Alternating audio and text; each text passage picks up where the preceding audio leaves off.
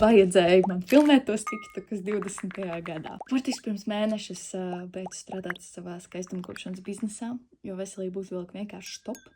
Nevar pastrādāt. Tā ziņā tā bija zīme, ka man vajadzētu tā kā sākt darīt to, ko es esmu visu laiku gribējusi. Man patīk būt uz skatuves, tur filmēt videoklipus, es gribēju kļūt par youtuberu, jo, tajā laikā tas bija populārāks, tur viss ar video saistīts. Es visu laiku atturējos. Un viens no iemesliem ir tas, ka, kad es mēģināju kaut ko, mani apsmēju skolā, vecvecāki arī nesaprot, kā tas var būt īsts darbs, ka tu vienkārši noliec kameru un tu tā kā pelni ar to, un tad tu kļūsi par tādu reklāmas stabu. Tas vārds influenceris vispār tāds tā kā lamu vārds. Cilvēki domā, ka tas, ko tu dari, nav īsts darbs, tas nav no ārsts. Esmu sākusi filmēt videoklipus, diezgan regulāri dokumentēju savu ikdienu. Interesantākā lieta, ko es negaidīju, ir tas, cik ļoti es zaudēju savu privātumu. Satieku savus tuviniekus, un viņi pirmā lieta, ko gribu pārspriest, ir mans pēdējais videoklips. Es redzēju, ka tu biji tur, tev patīk tas produkts, tu darīji to.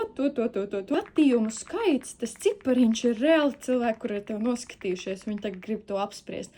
Un ir divējādas domas, jo tajā brīdī, kad tu dalies ar savu ikdienu, tu kā ielaid cilvēks, un tā ir izvēle, bet gribās arī kaut kāda savu veida lietas paturēt pie sevis. Es cilvēkiem liekas, tu tagad parādīji tur savu ikdienu, tad es jau drīkstu izteikt savu viedokli, es drīkstu uzzināt vēl vairāk. Un varbūt tāpēc es negribu satikt cilvēkus. Jā, varbūt tas ir viens no iemesliem. Kā process ir tik humbling. Sevi internetā katru dienu iet cauri šīm šaubām par to, vai es izskatos labi, kā man mati izskatās, kāda ir mana balss.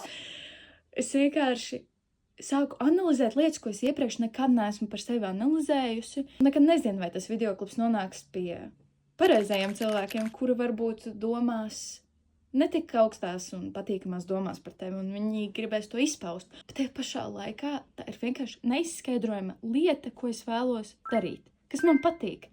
Man patīk veidot saturu. Un noteikti arī tev ir kaut kādas neizskaidrojamas lietas, kuru citi nesaprot, citiem ir vienkārši savs viedoklis, un tu ej gulēt un celies ar šo domu, kā tu gribi šo vienu lietu. Tādas man ir tās pārdomiņas.